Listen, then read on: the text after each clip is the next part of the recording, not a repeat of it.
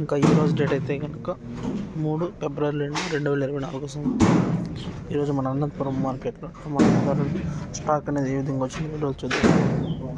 Stock అయితే కనుక సమయం వచ్చేసి 5 గంటలు అయితే అందండి. యాక్షన్ అయితే 10 నిమిషాలు స్టార్ట్ అవుతుంది. స్టాక్ అనేది ఏ విధంగా వచ్చిందని చూద్దరండి. ఇంకా లేవండి, స్టాక్ అయితే లాస్ట్ దాకా వచ్చింది. చూద్దండి స్టాక్ అనేది.